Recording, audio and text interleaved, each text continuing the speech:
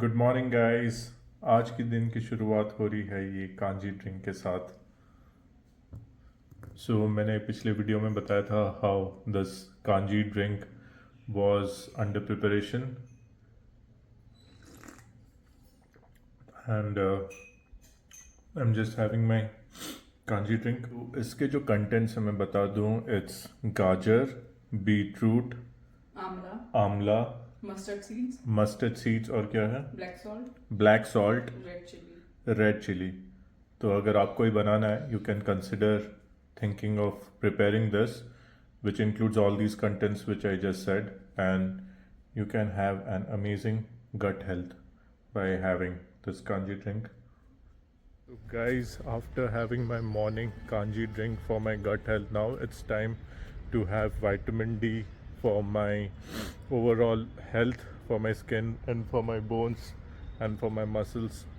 तो दोस्तों बहुत इसेंशियल है that we have a vitamin D in the morning.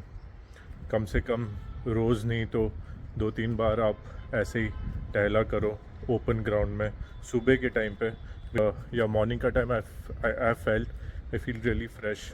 Vitamin D का इफेक्ट रहता है and it's very important because अभी आजकल इतना जो कंक्रीट बिल्डिंग हो गया है हर जगह। हम लोग घरों के अंदर काफ़ी लिमिटेड हो गए हैं, क्रैम्प्ड अप हो गए हैं और उस वजह से जाने अनजाने में we do not get the vitamin D exposure. You will agree with me, there was a time जब जॉइंट फैमिली हुआ करता था। बेसिकली खेत और खलियान में घर हमारे होते थे। सुबह हम उठते थे, काम करते थे, दिनचर्या का काम रहता था। सुबह मतलब जो रिलेटिव्स हैं, घर वाले सब बैठते थे बाहर थोड़ी देर के लिए और उसमें अच्छा खासा विटामिन डी मिलता था। बट अभी जो फास्ट पेस लाइफ हो गया है, ये कॉर्पोरेट लाइफ हो गया इन द 21st सेंचुरी, हम सुबह उठे, अंदर ही ब्रश किए, फिर ब्रेकफास्ट करके निकल गए, एक कंक्रीट स्ट्रक्चर छोड़ के दूसरे कंक्रीट स्ट्रक्चर, ऑफिस में गए, ऑफिस के अंदर फिर 24 hours AC on. So literally the vitamin D exposure is limited. We are not getting that sort of vitamin D जो पहले मिलता था तो वो भी जाने अनजाने में। कॉन्शियसली हमें वो सोचना पड़ेगा कि are we doing good thing to ourselves. Good things हो गई, सुबह कॉन्शियसली उठो, थोड़ा योगा कर लो, थोड़ा एक्सरसाइज कर लो, जिम चले जाओ और इस तरीके से जो फ्री फंड का विटामिन डी मिल रहा है, थैंक यू सूर्य देव जो आप हमें फ्री फंड के ये you are granting us the sunlight and which is so essential for our body health. या like me, you also inculcate the good passions of uh, taking vitamin D, walking little bit briskly and enjoying life like this. तो अभी है मेरा gym timing.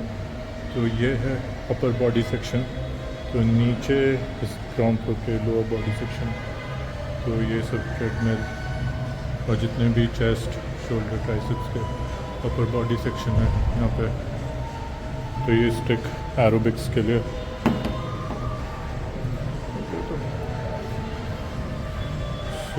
यहाँ बहुत अच्छे अच्छे quotes लिखे हैं फॉर मोटिवेशन।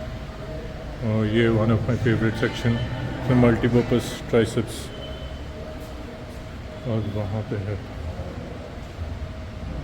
पुलअप्स के लिए। और मैं यहाँ बंदर की तरह काफ़ी टाइम पे झूल जाता हूँ, बहुत अच्छा लगता है स्ट्रेचिंग के लिए। वो भी एक है स्ट्रेचिंग के लिए। And that's my bottle and my towel to wipe my sweat and that is मी।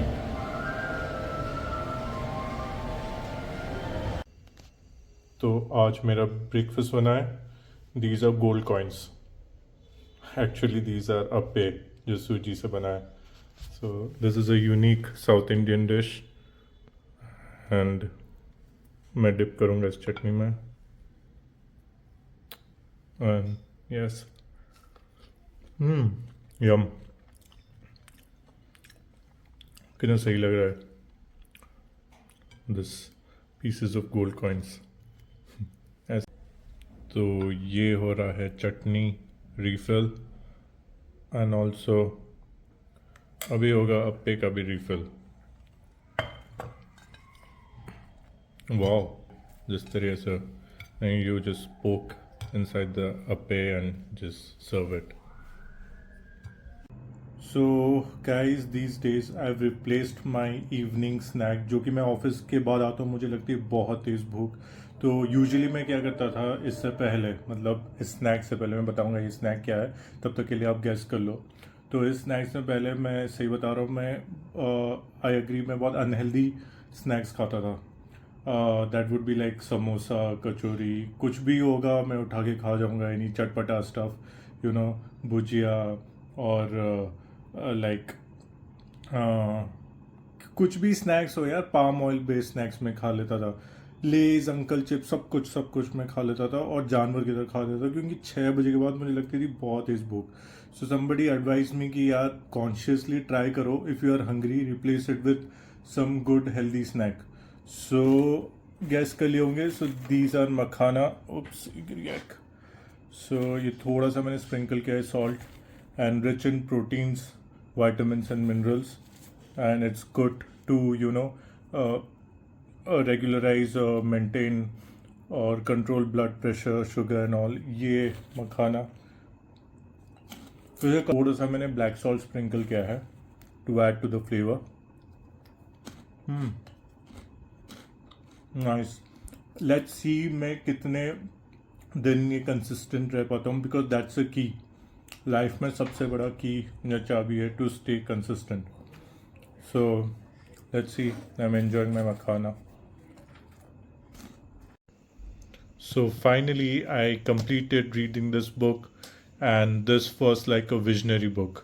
मुझे पहले लगा कि ये बहुत ज़्यादा साइंटिफिक होगा, सो मुझे ज़्यादा कुछ समझ में नहीं आएगा, बहुत ज़्यादा बायोलॉजिकल और टेक्निकल टर्म्स होंगे, बट नहीं।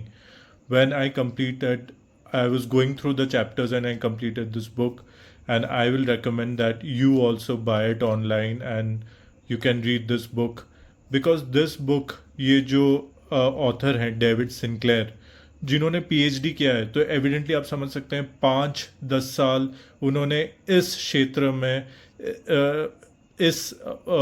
क्या बोलते हैं, फील्ड में उन्होंने डेडिकेशन दिया है। तो ऑब्वियसली जब आप इतना टाइम दिए हैं, इतने रिसर्च दिए हैं, so you will come up with nothing short of good research book. And this I would say is not a research book, it's a documentary of a very good, very well planned visionary कि आगे क्या future होने वाला है, आगे क्या future hold है आपके लिए। इट्स समथिंग लाइक, मैंने वो जो बुक पढ़ा था सेपियंस की शुरुआत तौर पे कि हम इंसान कैसे बने और आगे क्या होने वाला है, so something like this life span. So उन्होंने एक बड़े बोल्ड प्रेमाइज के साथ शुरू किया है, जहाँ पे वो कहते हैं कि एजिंग इनएविटेबल नहीं है। सिंक्लेयर ये कहते हैं कि एजिंग एक डिजीज़ है जो ट्रीट और रिवर्स की जा सकती है। ये बुक एजिंग के कॉन्सेप्ट को रीडिफाइन करती है और एक ऐसे फ्यूचर का विजन देती है जहाँ बुढ़ापे का मतलब डिक्लाइनिंग हेल्थ नहीं होगा। Sinclair biological mechanisms of ageing का डीप डाइव करते हैं, जैसे डीएनए डैमेज। उनका कहना है कि एजिंग होती है जब सेल्स अपनी इंफॉर्मेशन लूज करते हैं, जैसे एक सीडी पे स्क्रैचेस आ जाएं। So if you are the 90s kid, I am sure you might have use CD in the past, and you might have used CD for the purpose of listening some very good music, at least putting that in a Walkman. तो मैंने तो बहुत use किया है। I have heard a very good amount of music in my life when I was a kid, when I was in my teen age. And अक्सर मैंने ये देखा है कि सीडी पे स्क्रैचेस आ जाएं तो सीडी तो it gets dysfunctional, it doesn't work. Even अगर आप मतलब व्यू भी करना चाहते हैं टीवी पे, अगर सीडी पे कुछ स्क्रैच आ जाए, so it doesn't work, right. But इसका ये मतलब नहीं है कि सीडी के अंदर जो इनपुट है वो बंद पड़ गया है। So he tells that just like a DNA के अंदर वो मटेरियल है, वो इनपुट है, बट धीरे धीरे विथ एज ग्रेजुअली जैसे सीडी पे स्क्रैच आता है वैसे डीएनए डैमेज होने लगता है। सो हमारे बाल सफ़ेद होते हैं, तो हमारे स्किन में रिंकल्स आ जाता है। बट आगे जाके साइंस में इतना एडवांस होने वाला है, so you never know, there will be a point in time that वो जो स्क्रैचेस हैं उसको एलिमिनेट कर दें और एजिंग वापस से रिवर्स हो जाए। Isn't it great? So he has compared so beautifully DNA to a CD.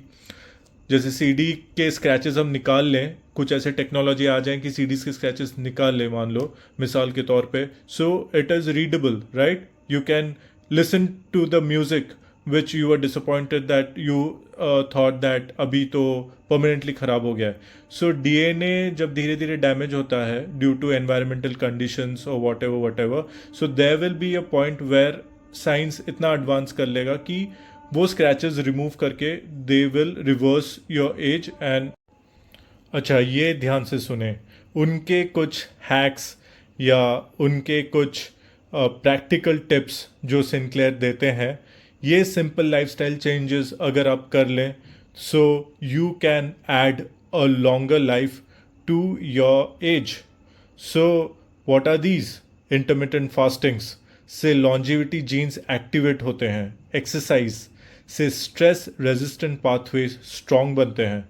Calorie restriction, जो कि उन्होंने एब्रीविएट करके उनके चैप्टर्स में CR में लिखा हुआ है, और plant based diet cellular repair promote करती है. और चौथा, कोल्ड और हीट एक्सपोजर से सर्वाइवल मैकेनिज्म ट्रिगर होते हैं. सो दीज 4 to 5 पॉइंट्स जो उन्होंने रिसर्च करके बताया, if you do it then you are adding a good number of 20 to 30 years maybe to your lifespan. Sinclair ground breaking technologies का जिक्र करते हैं, जैसे NAD प्लस बूस्टर्स, ये मैंने पहली बार सुना. And resveratrol supplements also I don't know. मुझे फिश ऑयल सप्लीमेंट पता है एंड मल्टीविटामिन सप्लीमेंट पता है, but I don't know these supplements are there. So this is something I learned, something new. NAD plus booster, resveratrol supplements, and something he says that ऐसे कुछ चीज़ें जो medically अगर आप करते हैं, जीन थेरेपी, सेलुलर रिप्रोग्रामिंग, ये सब एजिंग को स्लो, हॉल्ट या रिवर्स करने का पोटेंशियल रखते हैं. एंड धीरे धीरे, जैसे मैंने बताया कि साइंस एडवांस हो रहा है और जो जीन थेरेपी और सेलुलर रिप्रोग्रामिंग एक टाइम पे कॉमन हो जाएगा एंड इसकी डिमांड भी बढ़ने वाला है. बुक एक पावरफुल विजन देती है, ऐसी एक दुनिया जहां 120 से 150 साल की लाइफ नॉर्मल हो जाए. So isn't it very surprising? वैसे देखा जाए तो you will agree that there was a time during the 1970s और 1950s जहाँ पे average life would be somewhere 50s, right, 50-60. अभी आप देखिए जैसे साइंस का एडवांसमेंट हो गया है, so the average life somewhere in 80s. Sinclair का कहना है कि एक्सटेंडेड लाइफ स्पैन सोसाइटी को रीशेप करेगा और हेल्थ केयर, रिलेशनशिप और इकोनॉमी में बड़े चेंजेस लाएंगे. अब वो पॉजिटिव चेंजेस हैं या नेगेटिव चेंजेस हैं वो तो वक्त ही बताएगा. So but these will be the affect. तो उन्होंने मोरल और एथिकल इम्प्लीकेशंस के बारे में बताया है, जहाँ पे ओवर पॉपुलेशन, इनइक्वालिटी और एथिकल क्वेश्चंस जो ह्यूमन लाइफ एक्सटेंड करने से उठती हैं, उनका भी एड्रेस किया गया है. सिंक्लेयर का मानना है कि एजिंग का सल्यूशन ह्यूमैनिटी को ज़्यादा कोलैबोरेशन और इनोवेशन की तरफ ले जाएगा.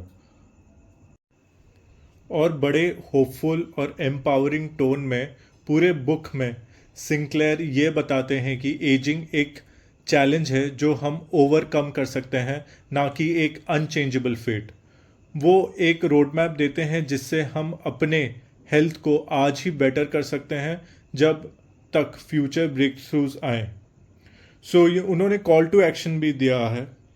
तो the call to action is something like Sinclair says governments, scientist और इंडिविजुअल्स को एजिंग रिसर्च में इन्वेस्ट करने के लिए इंस्पायर करते हैं. उनका कहना है कि लॉन्जिविटी को प्रायोरिटाइज करके हम एक हेल्दियर और वाइब्रेंट वर्ल्ड फ्यूचर जनरेशन के लिए बना सकते हैं. सो ही जितना भी मैंने ये चैप्टर्स पढ़ा, he seems to be a very positive and optimistic person. तो उसमें एक चैप्टर में लिखा है कि ऑलरेडी ये वर्ल्ड इतना ओवर बर्डनड है with lot of inequality between haves and have nots, कहीं पे अमीर कहीं पे गरीब.